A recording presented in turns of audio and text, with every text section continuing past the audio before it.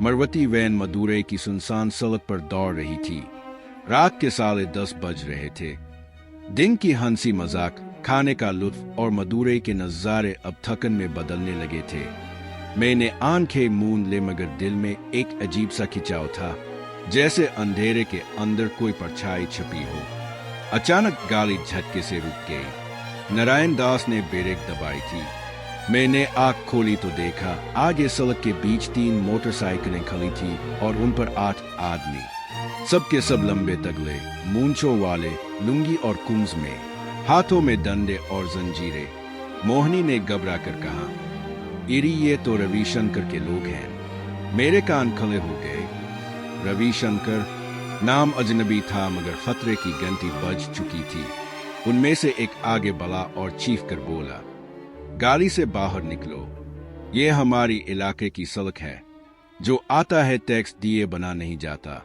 नारायण दास ने डरते डरते कहा, भाई ये मेहमान हैं, मंदिर के पुरोहित जी के पास जा रहे हैं, रास्ता दे दो। वो शख्स गुस्से से भड़क उठा, पुरोहित का नाम लेकर हमें धमकाते हो? रविशंकर जी के खिलाफ कौन सा पुरोहित बोल सकता है?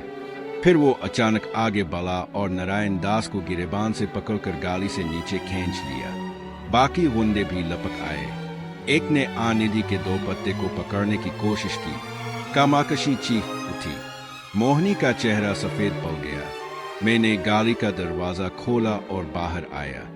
दिल चाहता था सीधा हाथ चला दूं मगर मैंने जब्त किया। हाथ जोड़कर बोला, भाइयों ये देवदासियां हैं, मंदिर की सेवादार हैं, उनका अपमान मत करो। हम सीधे पुरोहित के घर जा रहे हैं, तुम रास्ता दे दो। एक गुंडा तीखी हंसी हंसकर बोला, साला बड़ा नेता लगता है, मंदिर का कुतुआ होगा। वो आगे बढ़ा और हाथ ऊपर उठाया ताकि मुझे थप्पड़ मार सके। बस यही लम्हा था। मैंने बिजली की तेजी से इसकी कलाई पकड़ी, मुंह के झटका दिया। वो लड़खड़ा कर पीछे गिरा और जमीन पर जा रहा। बाकी सातों का गुस्सा आसमान पर चढ़ गया। पकड़ो साले को, किसी ने चलाकर कहा, और फिर फाइट शुरू हो गई। पहला गुंडा डंडा लेकर मुझ पर टूटा।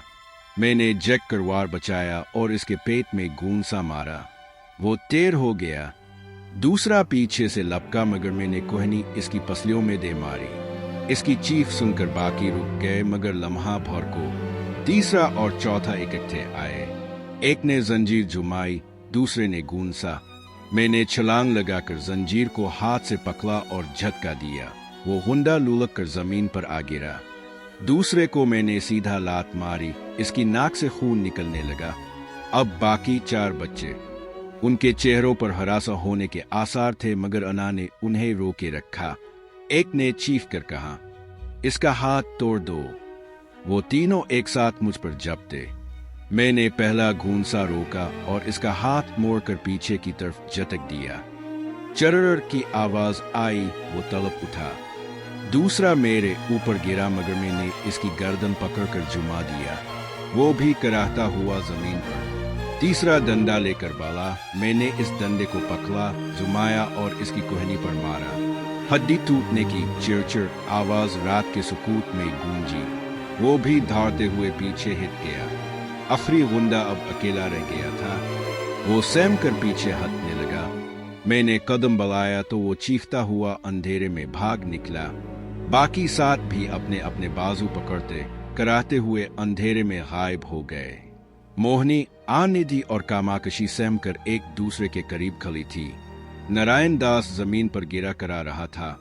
इसके कंधे पर डंडे का जोरदार वार पड़ा था और खून बह रहा था। मैंने दौड़कर इसे सहारा दिया। मोहिनी दौड़कर आई और रोते हुए बोली, कनौर जी अब भी जख्मी हो गए हैं। मैंने अपनी फटी कमीज की तरफ देखा। बाजू पर हल्की सी खराश और चेहरे पर मिट्टी के धब्बे। ये कुछ नहीं, पहले नारायण दास को संभालो। मैंने नारायण दास को सहारा दिया और सबको गाड़ी तक ले आया। इसकी कमर और कंधा बुरी तरह चोट खा गए थे। कपड़े भी तार तार हो गए थे। मेरे भी बटन टूटे और बाजू से खून रस रहा था। मोहिनी ने घबरा कर कहा, अब गाड़ी कौन चलाएगा? नारायण जी तो चल नहीं पाएंगे। मैंने ड्राइवर की सीट संभाल ली। तुम रास्ता बताओ, मैं गाड़ी चलाता हूँ। मोहिनी जल्दी से आगे बैठ गई। कामाकशी और आनिधि पीछे नारायण दास को सहारा देकर बैठ गई। गाड़ी धौड़ धौड़ करती सुनसान सड़क पर दौड़ने लगी। अंधेरे में सिर्फ हेडलाइट की रोशनी और हमारी सांसों की आवाज। मोहिनी रास्ता बता रही थी। सीधे जाइए, फिर दाई, हाय उधर से बाई। इसके लहजे में घबराहट थी मगर आंखों में हौसला। मैंने इसकी तरफ एक नजर डाली। वो चुपचाप बैठी थी मगर होंठों पर हल्की दुआ के अल्फाज थे। कुछ देर बाद मंदिर के ऊंचे गुब्रम सामने दिखाई देने लगे। रोशनियों से जगमगाता हुआ मंदिर जैसे हमें अपनी पनाह में बिला रहा था। मैंने गाड़ी मंदिर के दरवाजे पर रोक दी। सेवादार को सहारा देकर हम सब ने उतारा। इस लम्हे दिल में एक अजीब सा एहसास जागा। मैंने सोचा ये झगड़ा यूं ही नहीं हुआ। उन गुंडों का जिक्र, उनका पुरोहित से बीर, कुछ ना कुछ राज जरूर छुपा है। वहां के दरबान दौड़ कर आए। उन्होंने हमें पहचान लिया था। मोहिनी ने इशारे से कहा, जल्दी नारायण जी को हॉस्पिटल ले चलना है। मंदिर के अहाते के बाईं तरफ एक बड़ी इमारत खड़ी थी। रोशनियों से जगमगाती सफेद संगमरमर की दीवारें और दरवाजे पर बड़ा सा बोर्ड लगा था, श्री मीनाक्षी देवी हॉस्पिटल। ये मंदिर का ही अस्पताल था, देवदासियों और सेवादारों के लिए। हमने नारायण दास को सहारा देकर अंदर पहुंचाया। इस्तकबालिया पर बैठी नर्स हमें देखते ही उठ खड़ी हुई। क्या हुआ है? इसने तेजी से पूछा। मैंने जवाब दिया, रास्ते में गुंडों ने हमला किया था। ये सेवादार हैं, कंधे पर चोट लगी है। नर्स ने फौरन घंटी बजाई। 2 मर्द नर्स दौड़कर आए और नारायण दास को स्ट्रेचर पर डालकर अंदर ले गए। मैं भी उनके साथ अंदर गया। हॉस्पिटल का हाल कुशादा और साफ सुथरा था। दीवारों पर देवी मीनाक्षी की तस्वीरें लगी थी। हर कमरे के दरवाजे के ऊपर संस्कृत के शल्विक लिखे हुए थे। मुझे भी अंदर ले जाया गया। एक नर्स ने मेरे बाजू की खराश देखी। माथे पर छोटा सा जख्म भी था। वो बोली, आपको भी बेड पर लेटना होगा। मैंने कहा, ये तो मामूली चोट है, मैं ठीक हूँ। मगर मोहिनी फौरन बोली, नहीं कनौर जी, अब लेट जाइए। अभी और चोट बढ़ गई तो हम सबको दुख होगा। इसकी आवाज में इतनी फिक्र थी कि मैं इनकार ना कर सका। मुझे भी एक बेड पर लिटा दिया गया। कुछ देर बाद नर्स दवाई और पट्टियां लेकर आई। मेरे जख्मों की सफाई की जाने लगी। सिपरेट की तेज खुशबू और रोई का लम्स मेरे बाजू पर जलन पैदा कर रहा था। मैंने दांत भींच लिए। आनिधि मेरे करीब खड़ी थी। इसने हल्की आवाज में कहा, दर्द हो रहा है? मैंने मुस्कुराकर जवाब दिया, थोड़ा सा पर बर्दाश्त कर लूंगा। कामाकशी ने भी कहा, अपने आज सबकी जान बचाई है, ये छोटा सा दर्द कुछ भी नहीं। मोहिनी मेरे करीब बैठी रही। इसकी आंखों में अजीब सी नमी थी। जब नर्स ने मेरे माथे पर मरहम लगाया तो इसने होले से मेरा हाथ थाम लिया। मैंने इसकी तरफ देखा तो वो फौरन नजरें झुका गई। नारायण दास को अगले कमरे में एडमिट कर दिया गया। इसका कंधा पट्टियों में जकड़ दिया गया था और डॉक्टर ने कहा कि 2 हफ्ते आराम करना होगा। वो कमजोर आवाज में बोला, महाराज, अब के होते हुए मेरा क्या डर। मैंने इसके माथे पर हाथ रखा और कहा, जल्दी ठीक हो जाओगे, फिक्र ना करो। इसी दौरान अस्पताल में अचानक एक हलचल मच गई। नर्सें सीधी खड़ी हो गई। कुछ वार्ड बुआए हाथ जोड़कर जग गए। मैंने चौंक कर देखा। दरवाजे से एक ऊंचा कद, सफेद वस्त्र में लिपटा हुआ, वजीहा चेहरे वाला शख्स अंदर दाखिल हो रहा था। ये पुरोहित अर्जुन कुमार थे। उनकी आंखों में अजब वकार और पेशानी पर शांति की लकीरें थी। जैसे ही वो हाल में दाखिल हुए, पूरा स्टाफ अदब से सर झुकाकर खड़ा हो गया। मोहिनी ने कान में कहा, अर्जुन कुमार जी, हमारे हाल पूछने कूद पर जे हैं। वो सीधा मेरी तरफ आए। मैंने उठने की कोशिश की मगर उन्होंने हाथ के इशारे से रोक दिया। लेटे रहिए, अभी अब आराम कीजिए। उनकी आवाज नर्म मगर गहरी थी, जैसे किसी वैद्य के शल्विक की दयान। उन्होंने मोहिनी और दूसरी देवदासियों की तरफ देखा और कहा, तुम सब ने बहुत हिम्मत दिखाई। भगवान मीनाक्षी तुम पर कृपा करे। फिर मेरी तरफ रुक करके बोले, अब मेरे साथ मंदिर चलेंगे। वहां आपको आराम भी मिलेगा और शांति भी। मैंने कहा, लेकिन सेवादार नारायण दास। अर्जुन कुमार ने फौरन कहा, उनकी अच्छी तरह देखभाल होगी। ये हॉस्पिटल उन्हीं के लिए है, तुम फिक्र मत करो। मैंने सर हिला दिया। कुछ ही देर बाद हॉस्पिटल के अमले ने मेरी मरहम पट्टी मुकम्मल की। कपड़े मेरे फट गए थे, मगर नर्स ने मुझे हॉस्पिटल का एक सादा सफेद कुर्ता और धोती लाकर दी। मैंने वो पहनी। जैसे ही कमरे से निकला, मोहिनी और दोनों देवदासियां मेरे साथ हो गई। हाल के बाहर पुरोहित अर्जुन कुमार खड़े थे। उनके साथ 2 शागिर्द भी थे जो दिए और फूलों की टोकरियां उठाए हुए थे। अर्जुन कुमार ने कहा, चलिए, मंदिर की शांति आपका इंतजार कर रही है। हम सब उनके साथ मंदिर की तरफ चल पड़े। रास्ते में कोई भी दान हुंडों की बात ना हुई। सिर्फ सुकूत, सिर्फ देवी के मंदिर की घंटियों की आवाज जो दूर से आ रही थी। मंदिर के सैन में दाखिल होते ही एक अजीब सा सुकून छा गया। रात गहरी हो चुकी थी, मगर मंदिर के गोपुरम पर लगी हुई घंटियों और दीपों की रोशनी आसमान तक फैल रही थी। फिजा में लोबान की महक और भजनों की मध्यम गूंज शामिल थी। मैं कुछ देर के लिए अपनी सारी थकन भूल गया। अर्जुन कुमार हमें एक तरफ के राहदारी से ले गए। ये हिस्सा आम अकीदतमंदों के लिए नहीं था। पत्थर की पुरानी सीढ़ियां जिन पर तेल के चिराग रखे थे, हमें ऊपर एक बालाई हिस्से की तरफ ले जा रही थी। मोहिनी और इसकी सहेलियां आहिस्ता आहिस्ता मेरे साथ चल रही थी। बिलाखिर हम एक बड़े कमरे में पहुंचे। लकड़ी के दरवाजे पर कौंदे के नक्शकंदा थे। अंदर दाखिल हुए तो कमरे की फिजा बिल्कुल मुख्तलिफ थी। दीवारों पर संस्कृत के अश्लोक लिखे हुए थे। एक कोने में छोटा सा युगीय कुंड था और कमरे के वस्त में नर्म कालीन बिछा था। दीपक की सुनहरी रोशनी पूरे माहौल को रूहानी बना रही थी। अर्जुन कुमार ने इशारा किया, देख कनौर जी। मैं कालीन पर बैठ गया। मोहिनी और दूसरी देवदासियां कुछ फासले पर अदब से बैठ गई। शागिर्दों ने फल, दूध और पानी लाकर सामने रख दिया। अर्जुन कुमार ने अपनी गहरी आंखों से मुझे देखा और कहा, आज तुम पर हमला हुआ, ये कोई इत्तेफाक नहीं है। मैं चौंक गया मगर खामोश रहा। उन्होंने आहिस्ता से कहा, वो लोग रविशंकर के आदमी थे। ये नाम सुनते ही मेरे दिल की धड़कन तेज हो गई। मैंने जब्त से काम लिया, चेहरे पर हैरानी जाहिर ना की। रविशंकर कौन है? मैंने आम सा सवाल किया। अर्जुन कुमार ने गहरी सांस ली। ये शहर का सबसे बड़ा दान है। सारी स्मगलिंग, गैर कानूनी धंधे, जमीनों पर कब्जे, सब इसी के इशारे पर चलते हैं। मोहिनी ने धीमी आवाज में कहा, कई बार इसने मंदिर के कामों में भी दखल देने की कोशिश की है। अर्जुन कुमार ने सर हिलाया। हाँ, असल झगड़ा यहीं से शुरू हुआ। वो चाहता है कि मंदिर की कुछ जमीनें इसके हवाले कर दी जाए ताकि वह अपना अड्डा कायम करे। मैंने इनकार कर दिया। भगवान की जमीन भला किसी इंसान को कैसे दे सकता हूं? मैंने दिलचस्पी से कहा, तो इसलिए वो अब के खिलाफ हो गया? जी हां, अर्जुन कुमार की आवाज में सख्ती थी। वो ताकत के जोर पर सब कुछ हासिल करना चाहता है, मगर मंदिर की पूजा, अकीदतमंदों की आस्था, ये सब किसी दान की जागीर नहीं। मैंने तजस्सुस के अंदाज में कहा, पुराभो जी, ये रविशंकर है कौन? इसका पस मंजर? अर्जुन कुमार मुस्कुराए।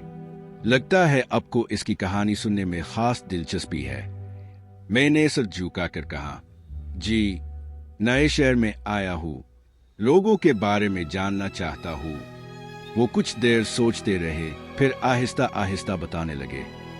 रविशंकर कभी आम सा लौका था, गुर्बत में पला बड़ा, मगर फिर स्मगलरों के साथ मिल गया। पहले छोटे मोटे धंधे करता था, आहिस्ता आहिस्ता बड़ा बनता गया। आज इसके पास पैसा, हथियार और आदमियों की फौज है। आनिदी ने कहा, लोग इसे देखकर डरते हैं। पुलिस भी इसके खिलाफ ज्यादा कुछ नहीं करती। मैंने बात आगे बढ़ाई। पुलिस क्यों खामोश है? अर्जुन कुमार के चेहरे पर तल्खी आई। क्योंकि इसके पीछे ताकतवर लोग हैं। वो एक कर्नल का खास आदमी है, कर्नल कमलदास। ये नाम सुनते ही मेरे जिस्म में बिजली सी दौड़ गई। मैं खामोश रहा, लेकिन अंदर ही अंदर सोच रहा था, कर्नल कमलदास का आदमी यही है। तो इस कर्नल ने काफी जुले फैला रखी थी। इसका एक और सुराग मुझे मिल चुका था राका के बाद, मगर मैंने अपने तासुरात पर काबू रखा और मैंने आम लहजे में पूछा, कर्नल कमलदास ये कौन है? अर्जुन कुमार ने गहरी सांस लेकर कहा, यही तो राज है कनौर जी। कोई नहीं जानता कि वो असल में कौन है। बस इतना मालूम है कि वो फौज से रिटायर हुआ और अब मरकजी हुकूमत के साथ जाला हुआ है। दिल्ली में इसका बड़ा असर है, इसका सिर्फ नाम चलता है, मगर जनूबी हिंद में इसके सारे काम रविशंकर के जरिए होते हैं। उन्होंने तल्खी से कहा, रविशंकर इसी का आदमी है। लोग समझते हैं कि ये दान है, मगर दरअसल वो कमलदास के इशारे पर चलता है। और कमलदास वो तो एक साया है, एक ऐसा नाम जिसके पीछे हकीकत छपी हुई है। मोहिनी ने नफरत से कहा, हम सब जानते हैं कि कर्नल दास के पीछे और भी बड़े राज छुपे हैं, मगर मंदिर के लोग सिर्फ भगवान के भरोसे खड़े हैं। मैंने सर हिलाया, अपने से ही कहा, पुरोहित जी। कुछ देर खामोशी छाई रही। कमरे में सिर्फ दीपक की लो लर्ज रही थी। मैंने सोचा कि मजीद मालूमात कैसे हासिल करूं ताकि शक ना हो। मैंने नर्म लहजे में कहा, पुरोहित जी, अब जैसे जहांदीदा लोग ही हमें सच दिखाते हैं। मैं नया हूं, मगर अब से सुनकर ही सब समझ पाऊंगा। रविशंकर कहाँ रहता है, किस तरह अपने धंधे चलाता है। अर्जुन कुमार ने बुरा सा मुंह बनाया। इसका डेरा शहर के बाहर नदी के किनारे है। एक पुराना गोदाम है, वहीं से सब कुछ चलता है। रात को अक्सर ट्रक वहां आते हैं। स्मगलिंग का सामान वहीं से शहर में फैलता है। मैंने दिल ही दिल में नोट कर लिया। उन्होंने मजीद कहा, वो जाहिरी तौर पर खुद को भगत जाहिर करता है, बड़े बड़े पूजन में चंदा देता है ताकि लोग इस पर उंगली ना उठाए, लेकिन हकीकत यह है कि वो शैतान की शक्ल है। मैंने कहा, क्या कोई इसके खिलाफ खड़ा नहीं होता? अर्जुन कुमार ने सर झटक दिया। जो खड़ा हुआ वो गायब कर दिया गया।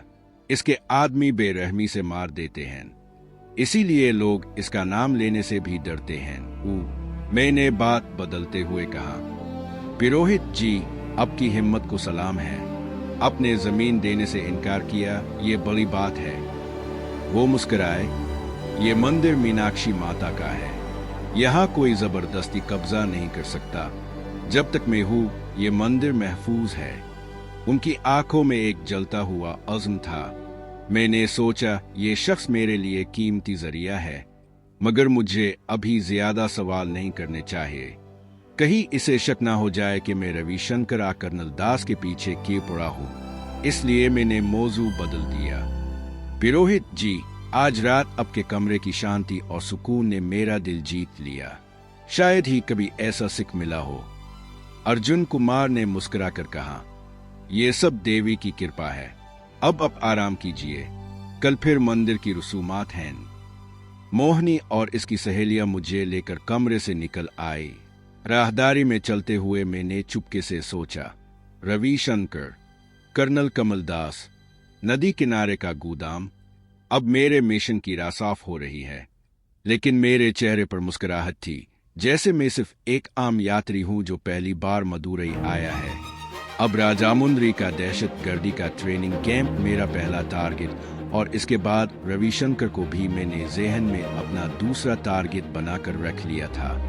अब सबसे पहले मुझे राजामुंद्री के ट्रेनिंग कैंप को उड़ाना था, जिसमें 7 दहशतगर्दों की पूरी खेप ट्रेनिंग में मसरूफ थी, और मैं इन्हें जल्द अज जल्द अंजाम तक पहुंचाना चाहता था, ताकि पाकिस्तान पर दहशतगर्दी की नई लहर का खदशा हमेशा के लिए खत्म हो, जिसने न जाने कितने बेगुनाह लोगों की जान लेनी थी। आत्माराम के मुताबिक तो 1 माह बाद इस खेप ने पाकिस्तान चला जाना था, और इसमें से न जाने कितने दिन गुजर चुके थे, और मेरे पास वक्त हर दिन गुजरते कम होता जा रहा था। मोहिनी और देवदासिया मुझे कमरे में छोड़कर चली गई और मैं बिस्तर पर लेटकर अपने आइंदा के प्रोग्राम के बारे में सोचता सोचता नींद की आहोश में चला गया।